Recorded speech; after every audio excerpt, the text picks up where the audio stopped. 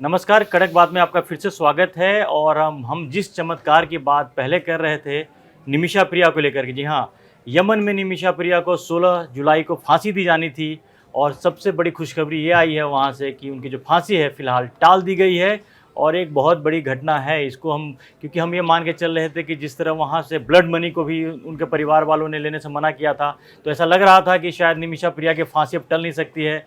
और supreme court में भी कल भारत सरकार ने कहा था कि उनको जितना एफर्ट लगाना था लगाया, उस पर जो कर सकते थे कर दिया। लेकिन जो भारत सरकार की मेहनत, जिसको भी शायद बताएंगे नहीं खुल के, अभी सारे डिटेल भी सामने नहीं आ रहा संजय जी, लेकिन ये बात तो तय थी कि अंदर ही अंदर डिप्लोमेसी वो तो चल रही है। और अभी देखिए कुछ इसके बारे में कोई डिटेल नहीं है। ये फांसी टली है तो कितने दिन के लिए टली है, आगे क्या होगा नहीं होगा कुछ भी पता नहीं है। लेकिन अगर ये फांसी का टलना ही अपने आप में बहुत बड़ी घटना है और एक पॉजिटिव संकेत है हुतियों की तरफ से, यमन की तरफ से। और ये लग रहा है कि शायद एक चैनल जो है भारत सरकार और यमन सरकार के बीच में है, वो कहीं ना कहीं पे काम कर रहा है। भारत सरकार ने यमन सरकार से ही उनसे अनुरोध ये किया गया था कि ये फांसी को कुछ दिन के लिए टाल दिया जाए, ताकि जो ब्लड मनी को लेकर के हैं, जो मृतक के परिवार को उससे मना के जो मुआवजा देने की बात है, अब तक जो ऑफर किया था 10,000 अमेरिकन डॉलर यानी 8.5 करोड़ भारतीय रुपए में ऑफर किया गया ब्लड मनी यानी कि मुआवजा।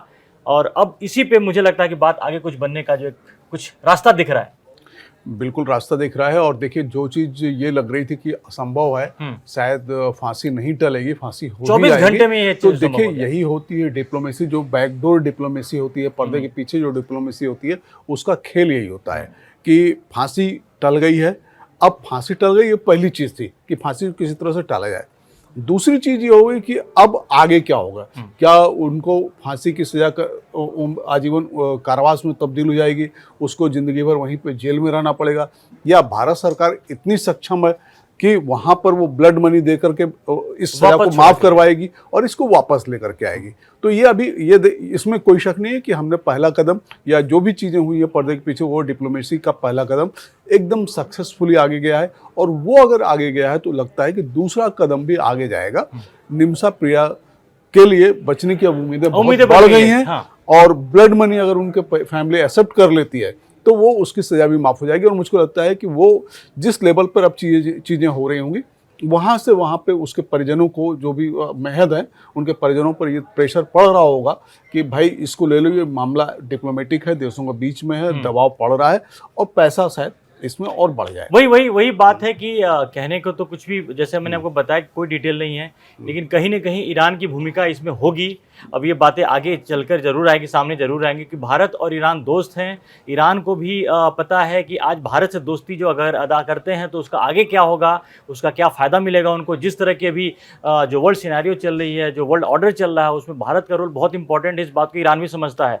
आप सबको पता ही है कि जो हुती विद्रोही हैं वो पूरी तरह से ईरान के कब्जे में है, ईरान जो चाहेगा वो कराएगा। तो जो संकेत आए हैं ये मिलने की बात जो है, और हम ये बात भी कर रहे थे कि कल जब हम नाउम्मीद थे तभी हम कह रहे थे कि जो करोड़ों लोगों की दुआएं हैं, जो देश से करोड़ों लोग जो दुआएं कर रहे थे कि निमिषा प्रिया वहाँ से वापस आ जाएं। जो निमिषा प्रिया की माँ हैं, उन्होंने कहा था कि जब तक निमिषा प्रिया छूट नहीं जाती है वो यमन छोड़ के भारत नहीं आएंगी। ये तमाम जो चीज़ें चल रही थी, डिप्लोमेसी के अलावा भी जो कुछ चीज़ें होती है, ताकत एक होती हैं कि स्पिरिचुअल ताकत भी होती है, लोगों की जो प्रार्थना लोग कर रहे थे निमिषा प्रिया की जान बचाने की, तो वो एक जो चीज़ आई है, ये एक बहुत अच्छी खबर है।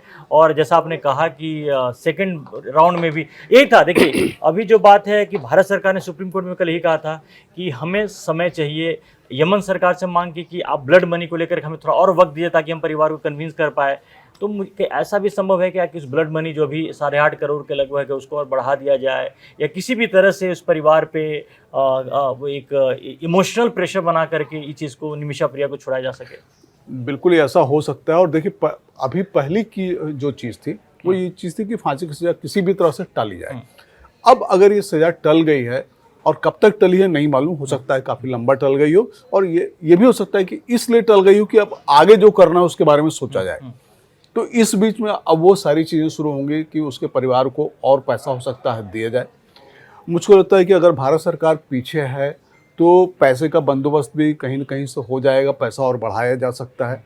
तो ये तो है, और इसमें कोई शक नहीं कि डिप्लोमेसी अब काम कर रही है, और डिप्लोमेसी जब काम कर रही है तो निमिषा के लिए बचने की गुंजाइश अब काफ़ी ज़्यादा बढ़ गई है। नंबर एक चीज़। दूसरे, इससे ये भी समझ में आता है कि भारत की जो डिप्लोमेसी है और एक देश के तौर पे जो भारत का प्रभाव है वो कितना ज़्यादा है। कि यमन में उसकी एक महिला को फांसी की सज़ा होती है और फांसी की सज़ा होने वाली होती है। उससे कुछ घंटे पहले भारत की डिप्लोमेसी काम आती है और उस सज़ा को टाल दिया जाता है।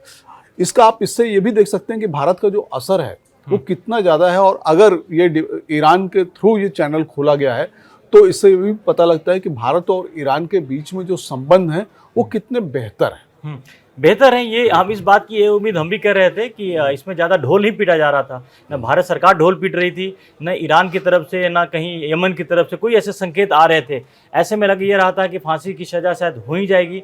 लेकिन जब ये संकेत आता है कि आप एक बार अगर मान जाते हो, इसका मतलब है कहीं ना कहीं पर एक कंसिडरेशन में है। अगर उन्हें नहीं मानना होता तो फांसी की जो डेट है टाली नहीं, बिल्कुल नहीं टलती और ये फांसी हो जाती है। और इसका मतलब यही है, देखिए इसमें ऐसे में यही होता है, तात्कालिक तौर पे वो ये नहीं कर सकते थे कि फांसी की सजा माफ कर देंगे, उसको आजीवन कारावास में बदल देंगे। उसका एक प्रोसेस है, वो होगा।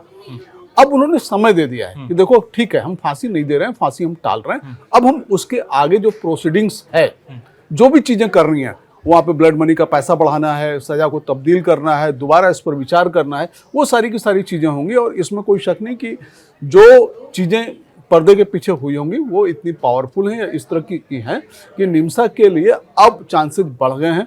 निम्सा के 3 चीज़ें उनके लिए हो सकती हैं, या तो उनका ब्लड मनी देकर के उनके परिवार वालों को मना लिया जाए, जिसके चांसेस सबसे ज़्यादा हैं, और अगर ये हुआ तो वो सकुशल भारत वापस आ जाएंगे। दूसरा ये हो सकता है कि उनकी सजा को आजीवन कारावास में बदल दिया जाए, जिससे वो वहाँ पर जेल में रहें। और तीसरा ये हो सकता है कि ठीक है, फांसी की सजा टल गई है और बीच में अगर जो भी हम बातचीत हो रही है, डीलिंग हो रही है, वो अगर कामयाब हो गई तो ठीक है, नहीं हुई तो फिर उनको फांसी की सजा मिलेगी। और इसमें सबसे पहला जो रीज़न मुझको लग रहा है, वो सबसे ज़्यादा काम करेगा, वो मजबूत लग रहा है कि ब्लड मनी की रकम पर जो जिनकी हत्या हुई है, मेहद साहब जो हैं, उनको वहाँ पर उनके परिजनों को थोड़ा सा शांत किया जाए और ये वापस आ जाएं। हाँ, वो और ये भारत की डिप्लोमेटिक ताकत ही है कि जो कट्टर दुश्मन होते हैं उन दोनों से दोस्ती होती है। अब यहाँ पर संदर्भ इजराइल और ईरान का है। इन दोनों देशों के बीच में युद्ध चल रहा है और काफ़ी दोनों में दुश्मनी, मतलब कई सैकड़ों, मतलब कई साल पुरानी, कई दशकों पुरानी दुश्मनी है।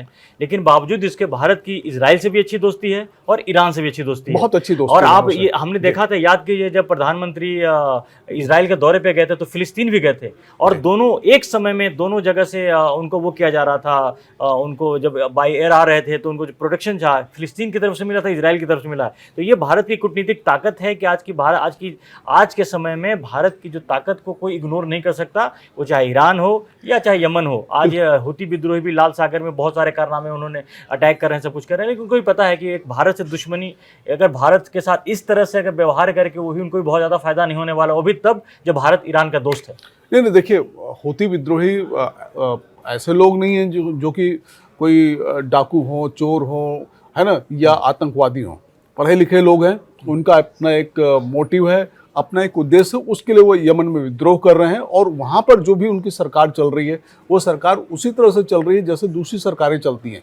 यानी उनके साथ प्रोफेशनल हैं, उनके साथ पढ़े लिखे लोग हैं, उनके साथ तालिबान से ज़्यादा बेहतर है। जो मतलब अगर पढ़ा जाए या लिखा जाए, उनके पास ज़्यादा क्वालिफाइड लोग हैं और वो बेहतर तरीके से वहाँ पे चीज़ें कर भी रहे हैं। तो इन लोगों को मालूम है कि डिप्लोमेसी क्या होती है और भारत कहाँ है, क्या है, और ईरान से उसके क्या रिश्ते हैं। तो ये चैनल खुल गया है। सॉरी, माफ़ करिएगा।